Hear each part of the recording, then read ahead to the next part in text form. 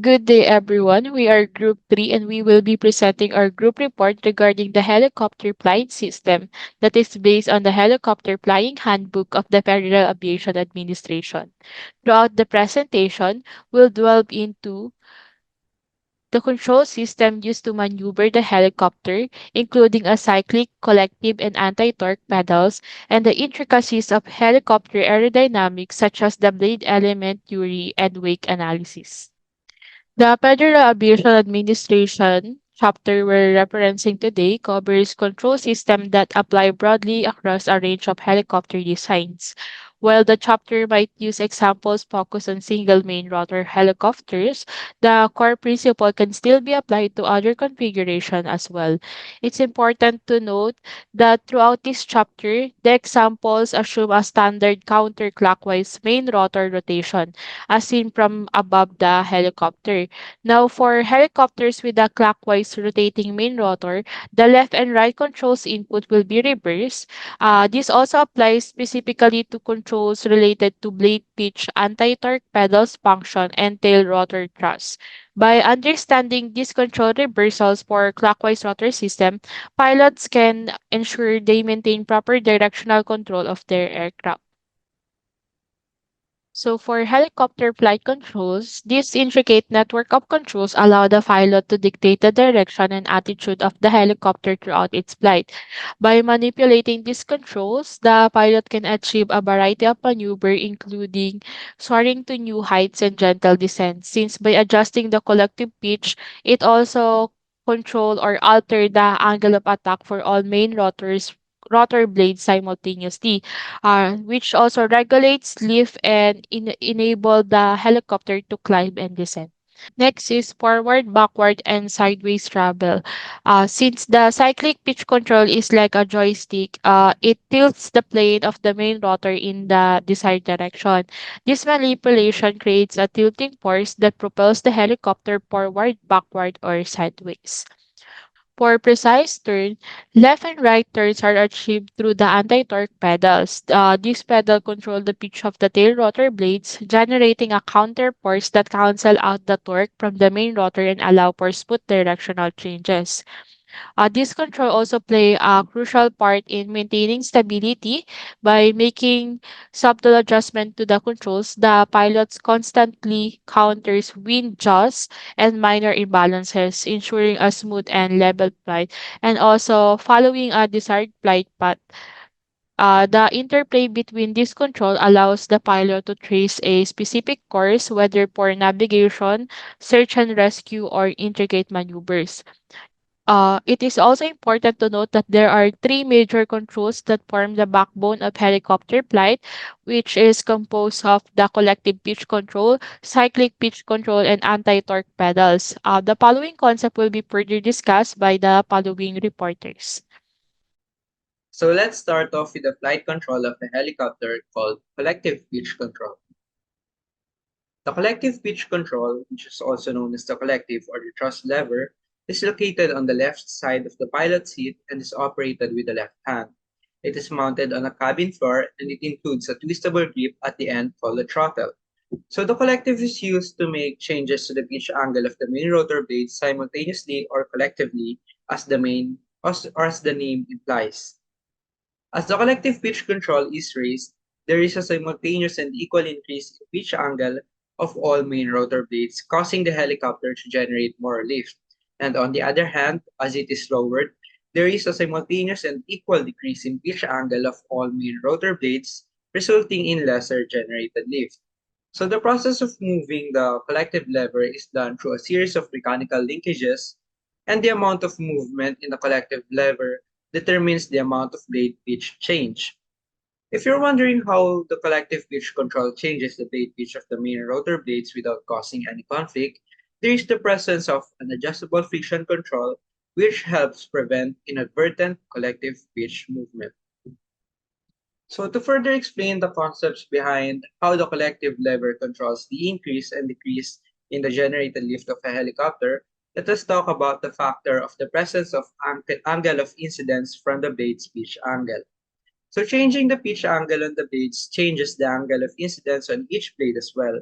And with the change in the angle of incidence comes change in drag, which affects the speed or revolutions per minute of the main rotor. So as the pitch angle increases, angle of incidence increases, drag increases, and rotor RPM decreases. Meanwhile, decreasing pitch angle decreases both angle of incidence and drag, while rotor RPM increases. So in order to maintain a constant rotor RPM, which is essential in helicopter operations, a proportionate change in power is required to compensate for the change in drag.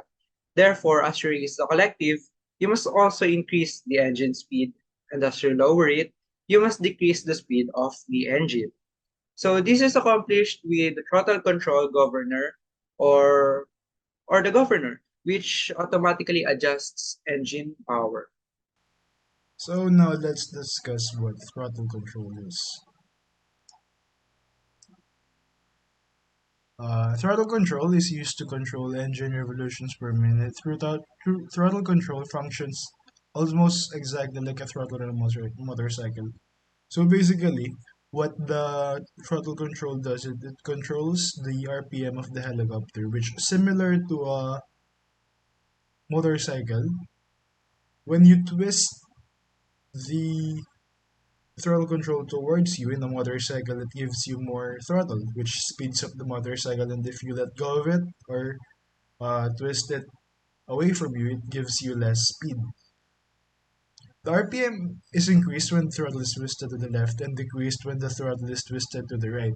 So basically, it differs from a motorcycle throttle since the orientation of an helicopter throttle control is uh, in the same direction that the pilot is facing. So if the pilot is facing here, the throttle control is also in that direction. Unlike in a motorcycle where it is where the orientation intersects with the pilot. So what happens is since it has a orientation like this, when you twist it to your left, it gives you more RPM, in turn gives you more RPM, and when you twist it to the right, it gives you less RPM and less power. The collective pitch grip is where the throttle is located. So if you can see the picture on the right side, uh, it is located in the tip of the throttle control.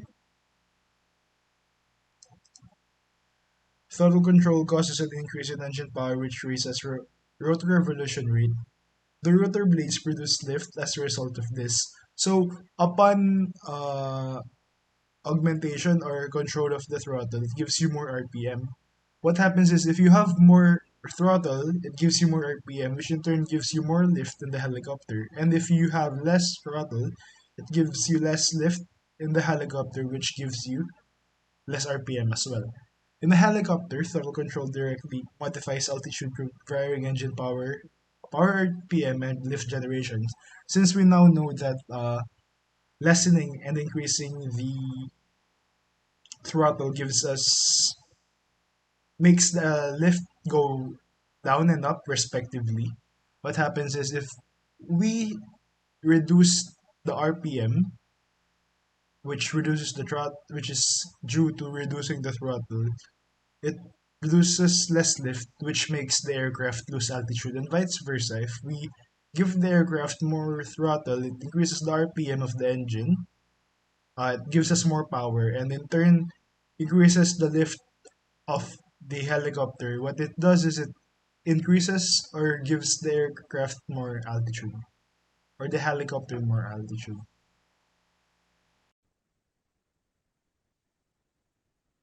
And now we're moving on to the governor and correlator. So first, what is governor? Governor is a sensing device that senses motor and engine RPM and makes the necessary adjustments in order to keep the rotor RPM constant. So for its main purpose, it senses the engine RPM so that uh, it would uh, it would keep the rotor RPM in constant motion. In normal operations of the governor, once the rotor RPM is set, the governor keeps the RPM constant and there is no need to make any throttle adjustments. So it doesn't need manual operations by the pilot. and it adjusts to the RPM of the engine. So it is common on all or it is common on all turbine helicopters and used in some piston-powered helicopters. So mostly, governors are used for helicopters, but not in typical aircraft like Airbus and Boeing. And next, the correlator. Now, the correlator is not a part, but it is the mechanical connection between the collective lever and the engine throttle. Now, correlator, when the collective lever is raised, the power is automatically increased, and when the lower, the power is decreased. And this system maintains RPM close to the desired value, but still requires adjustments of the throttle for fine-tuning. Some helicopters do not have correlators or governors and require coordination of all collective and throttle movements. So, the correlators and governors are not all applicable to helicopters, but some helicopters have the coordination of all collective and throttle movements. And when the collective is raised, the throttle must be increased. When the collective is lowered, the throttle must be decreased. As with any aircraft control, adjustments of either collective pitch or throttle should be avoided. All corrections should be made through the use of smooth pressure. Now, this is a relationship of the correlator in a simple discussion. So if the pressure manifold is low and the RPM is low, the solution for the pressure manifold for the correlator is increase the throttle, increases manifold pressure and RPM. And if the manifold pressure is high and the RPM is low, lowering the collective pitch decreases manifold pressure and increases RPM. And if the manifold pressure is low and the RPM is high, the racing and collective pitch increases in manifold pressure and decreases RPM. And if manifold pressure and RPM is both high, it reducing the throttle decreases the manifold pressure and the RPM. So that is for the correlator and the governor. Let us now discuss the cyclic pitch control. The cyclic pitch control is responsible for the directional control of a helicopter, may it be forward, rearward, towards the left, or to the right. The cyclic pitch control's objective is to tilt the tip path plane in the desired horizontal direction. This mechanism regulates the tilt of the rotor disc relative to the horizon, allowing the pilot to control the direction of the helicopter. As the cyclic pitch control is moved, the rotor disc tilts in the same direction. So, if the cyclic is moved forward, the rotor disc tilts forward, and if the cyclic is moved aft, the disc tilts aft, and so on.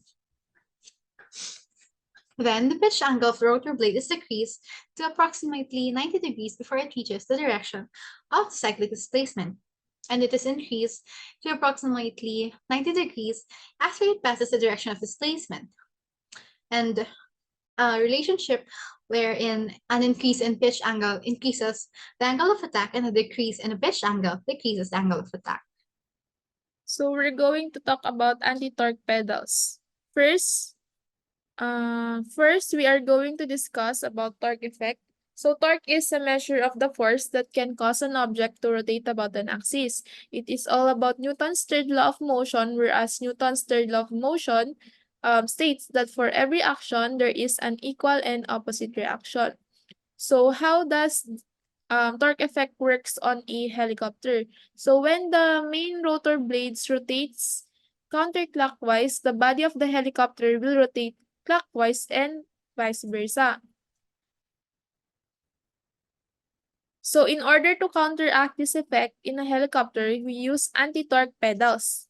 Anti-torque pedals is used to control the direction of yaw of the helicopter and also counteract the rotation of the fuselage of the helicopter caused by the rotation of the main rotor blade. So how does anti-torque pedal work? So by pushing the right pedal, it causes the nose of the helicopter to yaw to the right. So, and then by pushing the left pedal, the nose of the helicopter will yaw to the left. So this precise control of yaw is essential for maneuvers like hovering, turns, and landing, making anti-torque pedals a vital part of maintaining helicopter stability. Next. So tail rotor is used alongside with the anti-torque pedals, whereas by adjusting the pitch of the tail rotor blades through anti-torque pedals, the pilot can steer the helicopter around its vertical axis, a maneuver known as a pedal turn. Next. So the thrust of the tail rotor depends on the pitch angle of the tail rotor blade. This pitch angle can be positive, negative, or zero. A positive pitch angle tends to move the tail to the right. A negative pitch angle moves the tail to the left, while no thrust is produced with a zero pitch angle. So the maximum positive pitch angle of the tail rotor is generally greater than the maximum negative pitch angle available. This is because the primary purpose of the tail rotor is to counteract the torque of the main rotor. The capability for tail rotors to produce thrust to the left or negative pitch angle is necessary because during autorotation, the drag of the transmission tends to yaw the nose to the left or in the same direction the main rotor is turning. So there are helicopters that does not use anti-torque pedals. Those helicopters are those with tandem rotor, like this one, and intermeshing rotor systems, like this one. Whereas there are two main rotor blades, or there are two set of rotor blades which rotates opposite with each other, meaning counteracting the torque effect caused by one rotor blade. So when this rotor blade turn clockwise, the other rotor blade will turn counterclockwise. Next is to discuss the blade element theory. The blade element theory predicts the performance of a propeller. At each section of this blade element, a force balance is applied involving 2D section aerodynamic calculation with the thrust and torque produced by the section. At the same time, a balance of axial and angular momentum is applied. Note that the blade element theory does not include secondary effects such as 3D flow velocities, since it focuses on 2D section aerodynamic calculations. This theory would also overpredict thrust and underpredict torque, with the resulting increase in theoretical efficiency of 5% to 10% over measured performance. As mentioned a while ago, in blade element theory, the propeller blades are divided into smaller elements and sections. And on those sections, there are various factors that contribute to the performance of a propeller blade. So in this diagram, various blade elements can be seen, and I will explain each and every one of them in order for you to further understand the different factors that affect the performance of a propeller blade in terms of thrust and torque. Let's start off with the different forces present and applied to each blade section as the propeller rotates. So as the propeller hits a stream of air, a force of lift is produced along with the drag. So the lift here, which is this one, it is the upward force of or on an airfoil, while the drag, which is this one, it is the force opposite to an airfoil's motion as seen here in the diagram. So through these forces, the thrust and torque are able to be visually estimated by drawing lines that are perpendicular to the intersecting vectors of lift and drag. So by drawing perpendicular lines, we are from the lift and drag vectors, we are able to form the thrust, which is this upward vector, and uh, the torque, which is this vector pointing to the left side. So moving on from the forces, the diagram also shows the local velocity, which is this one. It is the summation of the actual flow velocity denoted as V sub AX and the angular flow velocity known as V sub theta. So the actual flow velocity or V sub AX is basically the forward velocity of the air that hits the propeller's blade back, while the angular flow velocity or V sub theta is derived from the rotational velocity of the propeller. So both of the said velocities must be taken into account to see what direction and velocity of the wind and airflow each section of the blade is actually seeing or hitting. So next are the angles formed by the propeller blade. So here we have two angles and we are going to discuss them both.